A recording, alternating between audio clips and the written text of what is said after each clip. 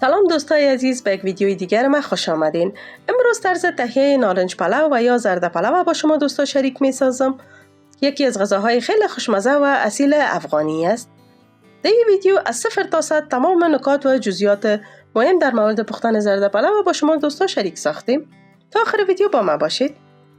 بر نارنج پلو من همیشه از خلال نارنج خانگی استفاده می کنم، به خاطر که خلال نارنجی که در بازار پیدا میشه از 100% پوست نارنج نمی باشه. و یا هم از پوست نارنجی که رنگ سبز داره استفاده میکنن که اصلا او طعم خوب نداره. دیگه این که خلال نارنجی که در بازار است، امی سفیدی که در پوست نارنج است و یا فایبر که در رویش می باشه او را نمیگیرن. بعد از اینکه پوست نارنج جوش بدیم سفیدی خود جدا میکنه و اصلا نارنج پلوش خوشمزه نمیایه. به می راحتی میتونین که سفیدیایش بگیرین و در خانه خلال کنین، یا با کارد و یا با قیچی میتونین که خلال بکنین. وقت فصل نارنج می باشه پوست نارنج هم وقت خلال کنین و به می طریقه که من براتون میگم اگر ایره خلال کنین تا 1 سال 2 سال هم میتونین ایره نگهداری کنین. تمام پوست های نارنج به می شکل خلال میکنم و در مورد خشک کردنش هم براتون بگویم که در یک جای سرد و سایه خشک کنین. اگر خلال نارنج در جای سایه خشک کنیم این به مدت دیر نگهداری میشه و اصلا خود سیاه نمیکنه.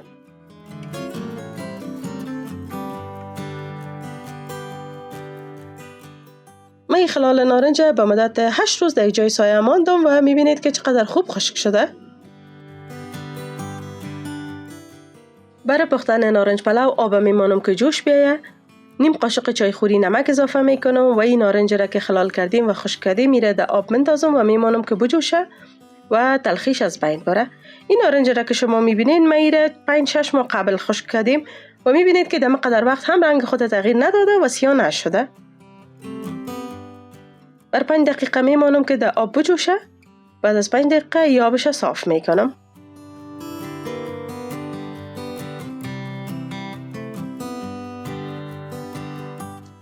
این کار 4 تا 5 بار تکرار میکنم تا که نارنج خوب جوش بدیم و تلخیش از بین بره و همچنان پوست نارنج نرم شوه. دوباره ای خلالای نارنج در آب مندازم و میمانم که بجوشه.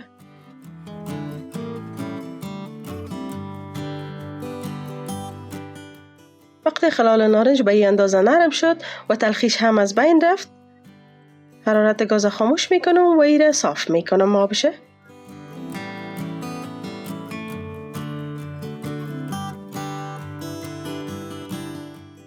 برای آماده ساختن شربتش 2 گیلاس آب در دیگ مندازم. 1 گیلاس پوره بهش اضافه میکنم. نیم قاشق چای خوری پودر هل و نیم قاشق چای خوری رنگ غذا و یا رنگ شیرین مندازم. و این رنگ میمانم که در آب حل شوه. به جای رنگ شیرین میتونین که زعفران هم استفاده کنین. رنگ در آب حل شد، خلال نارنج که جوش دادیم و تلخیش از بین رفته ایره در شربت مندازم و بر مدت 5 دقیقه میمانم که بجوشه که هم طعم نارنج در شربت بشینه و هم خلالای نارنج شیرین شوه. بعد از 5 دقیقه این شربت ما آماده است. حرارت گاز خاموش میکنم و ایره کنار میگذارم. آب برنج میمانم که جوش بیایه. 2 گیلاس برنج که 3 ساعت قبل تر کردیم میره در آب مندازم و میمانم که بجوشه. این مواد را که شما میبینین به می اندازه شربت را که آماده ساختیم میبره 2 گیلاس برنج است. اگر برنجش زیادتر گرفتین میتونین موادش اضافه تر پرتین. برنج در حدود 80% میمانم که نرم شوه. برنج که نرم شد آبش صاف میکنم. به خاطر که شربت از این برنج شیرین است باید ایره کم بیشتر جوش بدیم که نرم تر شوه. به خاطر که بوره که در برنج مفته دانای برنج کم خود جاندارتر و سختتر میسازه.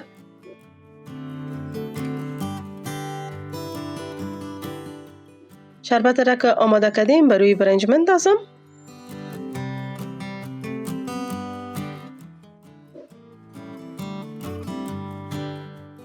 و ایره طور مندازم که در تمام قسمت های برنج از این شربت برسه.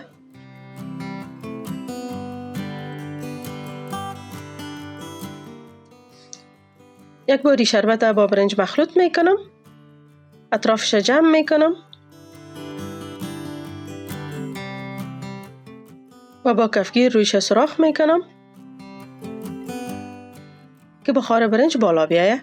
سرش می پوشانم و میمانم که آبش خشک شوه. آبش که خشک شد 1 گیلاس روغن که داغ کردیم بر روی زی برنج بندازم. اطرافش دوباره جمع میکنم. خلال نارنج هم به یک طرف برنج میمانم. این کار ما به خاطر میکنم که وقت روغن داغ بر روی از خلالای نارنج بندازیم یه نرمی خود از دست میته و کم خشک میشه. سرش میپوشانم و بر مدت نیم ساعت میمانم که برنج ما دم بگیره. تا او وقت پلاو خیلی خوشمزه آماده میسازم. آب که جوش آمد 1 قاشق نمک بهش اضافه میکنم و برنج را 3 ساعت قبل تر کردیم در آب جوش مندازم. میمانم که برنج نرم شوه. آبش صاف میکنم. برای رنگ برنج ما کم بوره سرخ کردیم. اگر خواسته باشین به جای بوره میشه پیاز هم سرخ کنین و بر رنگ برنج استفاده کنین. و همچنان 1 مقدار گوشت که یخنی کردیم آب یخنیش آمده برنج انداختیم.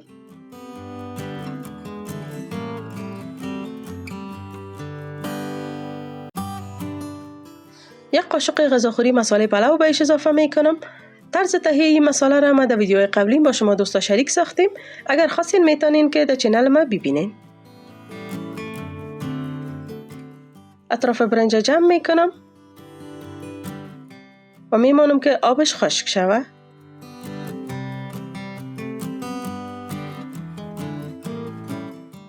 آبش که خشک شد روغن که داغ کردیم بر روی زی برنج بندازم و گوشت را که یخنی کرده میره در بغل برنج میمانم که آب یخنی شده خودم می برنج انداختم.